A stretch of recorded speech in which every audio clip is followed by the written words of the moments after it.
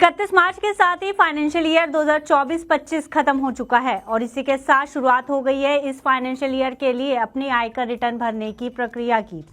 इस साल income tax return file करने की आखिरी तारीख 31 जुलाई 2025 है, यानी 31 जुलाई तक टैक्स पेयर्स पिछले फाइनेंशियल ईयर में हुई अपने सभी आमदनी और खर्चों का ब्यौरा देंगे। ऐसे में टैक्स पेयर्स के सामने ओल्ड और न्यू टैक्स रिजीम में से एक को चुनने का ऑप्शन है।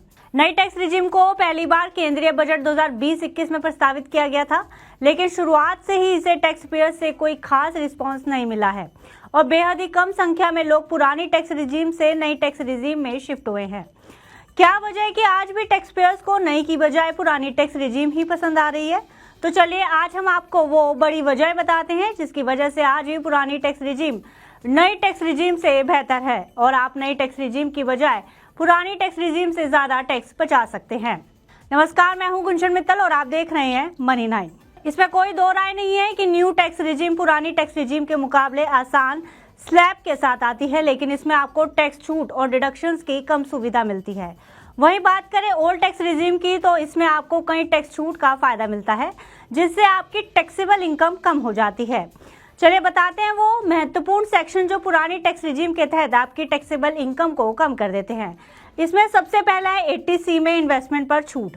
इनकम टैक्स एक्ट के सेक्शन 80C के तहत अगर आपने PPF, LIC premium, ATD health insurance, ATG कोई दान जैसे प्रावधानों के तहत निवेश या खर्च किया है तो आप ओल्ड टैक्स रिजीम में इन पर टैक्स छूट का फायदा ले सकते हैं। इससे आपकी नेट टैक्सेबल इनकम कम हो जाती है। इस सेक्शन में आप अधिकतम 1.5 लाख रुपए के निवेश या खर्च पर छूट का क्लेम कर सकते हैं। वहीं ओल्ड टैक्स रिजीम के तहत आप HRA का फायदा भी ले सकते हैं, यानी अगर आप किराए के घर में रहते हैं और आपके वेतन में HRA शामिल है तो आप ओल्ड टैक्स रिजीम के तहत धारा 10(13)A में HRA छूट का दावा कर सकते हैं, लेकिन नई टैक्स रिजीम में आपको ये छूट नहीं मिलती।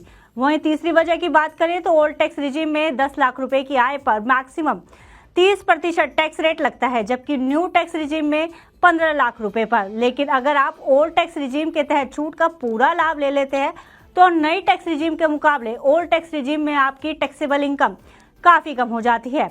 आपके पास नई और पुरानी टैक्स रिजीम के तहत टैक्स कैलकुलेशन का आसान तरीका भी है, जिससे आप ये तय कर सकते हैं कि आपके लिए पुरानी टैक्स रिजीम बेहतर है या फिर नई टैक्स रिजीम।